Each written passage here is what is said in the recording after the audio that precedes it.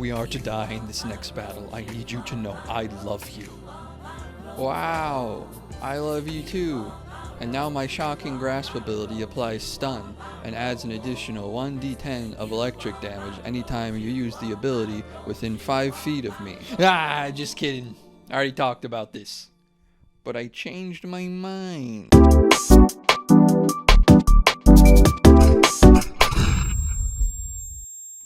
Alright, if you watched my last video on this, you'll remember I wasn't exactly thrilled with the state of dating virtual honeys. Now, I'm not saying romance is perfect now, but there are a few games which have opened my eyes on the matter. The first one's not even a romance. Citizen Sleeper has you taking control of an android with an uploaded human consciousness. Floating somewhere between man, machine, or a secret third thing, you are tasked with surviving on the dying station of Erlin's Eye. I'm talking like this is some hardcore sci-fi survival thing, but it's primarily about finding the NPC you like the most, and then centering your run to making sure they have the happiest life possible. It's a game about building a life out of nothing, and the easiest way to build a life is to attach to someone else's.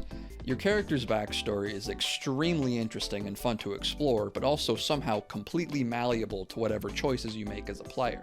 So there's no disconnect between how I'm playing the game and the type of relationships I can have with NPCs. Another game I wanted to talk about is visual novels in general. I felt it was a little unfair that I didn't classify them as games the last time we talked about this. I still don't, that's why we call them visual novels and not video games.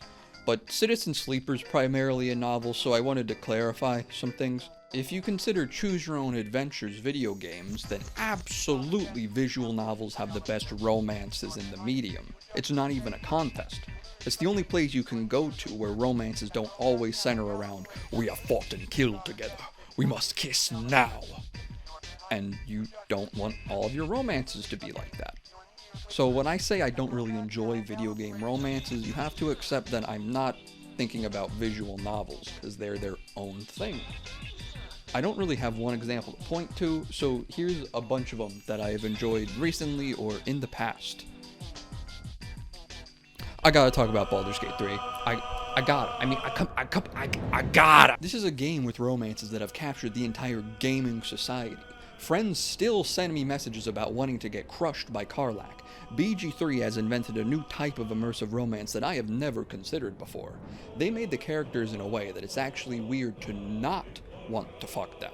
You are fighting life and death with hotties, constantly getting tangled further and further into each other's lives, with a brain slug subconsciously linking your emotions together, whether you like it or not. You have to be an idiot to think that these people aren't sleeping with each other. The approval system's pretty good too. It takes the character's whole personality into effect, so there's things you don't know about that'll influence what they like and dislike about interactions. It falls into a little bit of a choose the option that increases the most points.